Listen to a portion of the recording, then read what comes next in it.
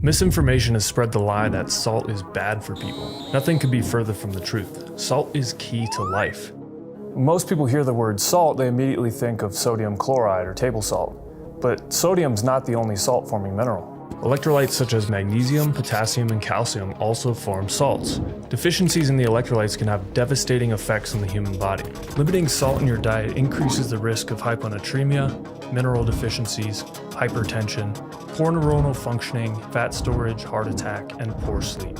Most of us don't need to eat a low-salt diet. In fact, we need more salt in our diets to improve our health. Stop ignoring your salt cravings while you opt for low-sodium, tasteless foods and bland meals. Allow your salt cravings to guide you toward a state of perfect health. Your body is speaking to you. It's time to start listening. It's time to think again. Salt, the white wonder. As you know, we've been told to watch our salt intake. How commonplace it seems. And yet, these tiny white grains represent a fundamental necessity of our existence.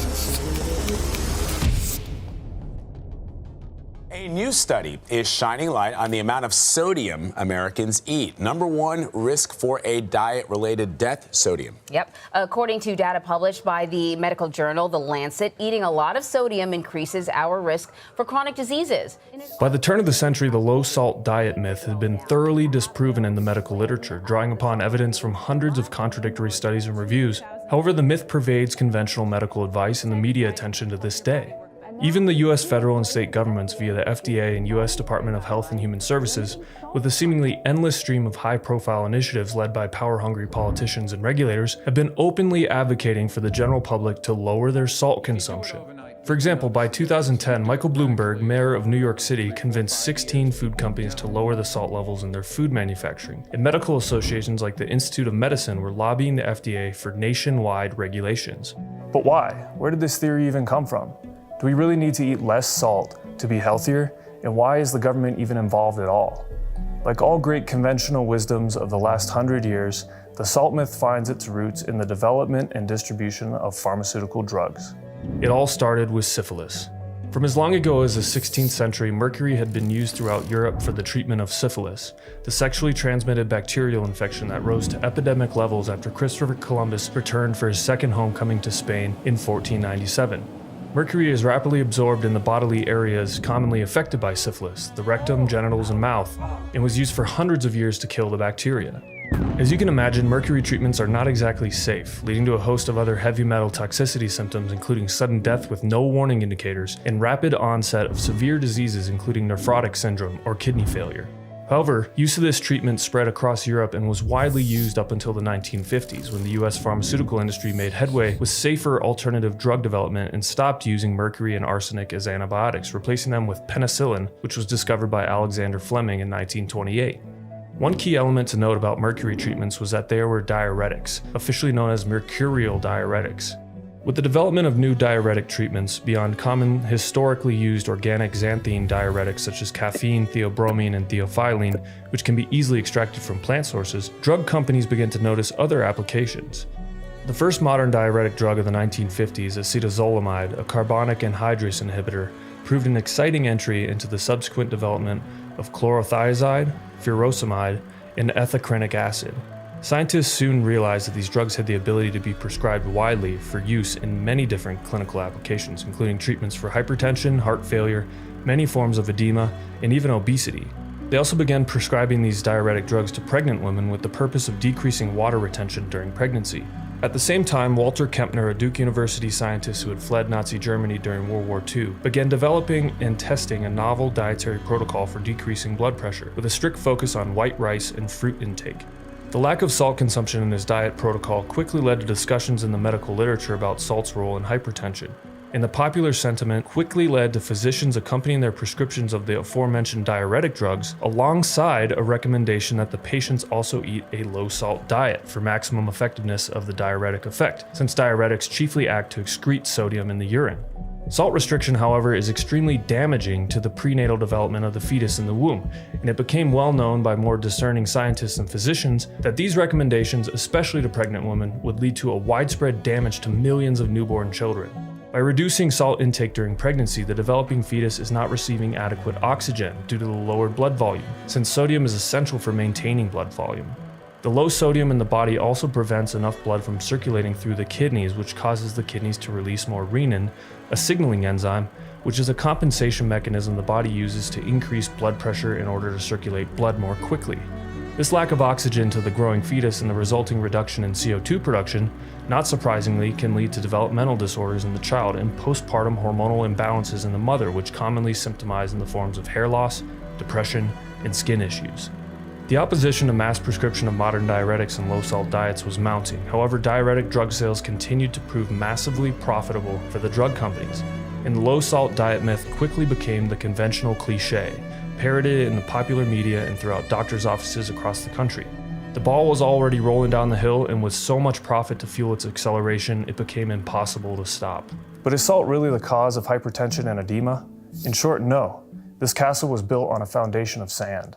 While it's easy to find an array of studies demonstrating small drops in blood pressure with lowered salt intake, these results do not necessarily indicate any sort of causative role of salt consumption in high blood pressure. The results seen are typically so minimal that it becomes obvious to a scrupulous eye that there's a lot more intricate story here at play. For example, the Department of Health and Human Services funded an 11-trial salt restriction study executed by the Cochrane collaboration in 2004. This demonstrated an average of just a 1.1 mm mercury drop in systolic blood pressure and a 0.6 mm drop in diastolic blood pressure with salt restriction in healthy humans. This is basically going from 120/80 to 118.9/79.4, results that can easily be achieved any number of ways. However, the headlines in popular media outlets chimed out the bells that salt causes high blood pressure, further perpetuating the myth in the public's mind and within the medical community, while continuing to ignore highly contradictory results from other wide-scale population studies, such as the InterSalt study of 1988, a data-driven collection of results from 52 international research centers that demonstrated that the highest salt-consuming individuals who consumed up to 14 grams of salt per day actually had lower blood pressure levels on average than people who consumed half that amount. The results of the 2004 government-funded Cochrane study and ensuing media attention became even more tenuous when you understand that the fact that the Cochrane collaboration had conducted a study just 1 year prior in 2003, reviewing 57 salt restriction trials, and concluded that there is little evidence for long-term benefit from reducing salt intake. A large study done in 1995 on 3,000 people over 4 years, led by Dr. Michael Alderman and published in the journal Hypertension, demonstrated that individuals who ate less salt indeed actually had a higher prevalence of increased mortality rates than those who ate more salt. They also found that by adding more salt to your diet, the subjects had a 36% decrease in heart-related mortality events. 3 years later, in 1998, the Alderman team published another set of findings on a 22-year-long study they've been conducting with over 11,000 people that showed a clear inverse relationship between salt intake and mortality. In basic biochemistry, it's well understood that the breakdown of ATP to ADP plus phosphate is required for the cell to use glucose and oxygen in order to maintain homeostatic functioning of the body's core metabolic processes. This breakdown to ADP and phosphate cannot happen without the presence of adequate sodium in the fluid around the cell. The more sodium present in this fluid, the better the cell is able to increase its energy consumption, which leads to more CO2 production, fueling your metabolism properly and balancing the effects of intracellular calcium. When unchecked by sodium and the resulting lack of CO2 production, calcium can exert toxic effects on the cell, causing premature cell death. All these compounds must be present in healthy levels in order to ensure the proper functioning and movement of ions through ion channels on the membrane. Put simply, you need sodium, badly. At this point, I think it might be helpful to take a moment and clearly define what salt actually is in order to better enrich your understanding of how important it is to your health. So just think back to high school chemistry class when you learned about ions. You probably remember an anion and a cation and learning about those, but at least in my experience, they were always coupled with anxiety-inducing equations and even final exams. Cations are ions with a net positive charge. They have more protons, which are positively charged, than electrons, which are negatively charged. Now, anions are simply ions with a net negative overall charge. They have more electrons than protons. Easy, right? I mean, an ion itself is really just an atom or a molecule that carries an electrical charge. Our bodies are like big organic magnets. The principles of electromagnetism apply to us, just like they apply to the U-shaped polar magnets we used to play with as kids to grab metal paper clips off the ground. Every second of every day, millions of imperceptible ionic reactions are taking place inside you. They're vitally important to your survival. If they all stopped happening, even just for a second, you would die on the spot. A salt then is quite literally a chemical compound that's created when a cation and an anion are attracted to one another due to opposing charges, and by combining through a chemical process, they actually become a net neutral charge. Let's take table salt for example, NaCl. The cation sodium carries a net +1 charge. The chloride carries a net -1 charge. Combine them together and boom, you have table salt with a net neutral charge. Since naming conventions indicate that the cation must be first and the anion second, it's common for people to refer to salt simply by using the cation, like sodium. However, it's important to know that there can be many different types of sodium-based salts, and the same is true with other cations such as calcium, magnesium, and potassium. Salt itself is so essential to the human body that saltiness is one of the 5 classifications of perceptible taste by taste receptors on the tongue. And it's so essential to life in general that it's actually the main mineral constituent of ocean water and a huge part of the Earth's crust, especially underwater where hydrothermal vents in the oceanic crust, basalt, continually pump minerals into the ocean from the Earth's surface. Restricting your salt intake compromises your body's ability to function properly, especially on the cellular level. Any sort of dysfunction on this micro level can have wide-reaching negative effects on the macro level, as your body's natural compensation mechanisms are going to kick in to overcome the lack of salt that it requires. For example, I mentioned previously that when the kidneys don't have enough blood flow, which is facilitated by sodium, they compensate for that by releasing a signaling enzyme known as renin, which increases blood pressure in an attempt to get more blood to the kidneys. This leads to a full activation of the RAAS, or the renin-angiotensin-aldosterone system, which quickly increases risk of hypertension, kidney problems, heart complications, and rapidly increases serotonin production, another poorly understood insidious health issue I will discuss in more detail later on in this video series. Long story short, salt restriction actually causes the very health issues that the medical community keeps telling you that it solves. This is just one of the many examples highlighting the dangers of parroting conventional wisdom cliches, a multi-generational propagation of misinformation that continues to harm millions of people's lives. When your body has enough salt, you reap the rewards of vibrant health. You move into the thermostate effortlessly. Your body is a self-healing organism, provided with all the raw materials that it needs to operate correctly. So next time you reach for that extra pinch of salt to make your food taste better, think of it as a daily ritual to help lower inflammation, increase your metabolism, and lower your stress hormones. That extra pinch of salt can also protect your brain against anxiety and depression while improving your brain's ability to learn new things and retain information. When your body's using glucose properly, your metabolic rate increases rapidly and the self-healing properties kick in, which brings your health back into balance.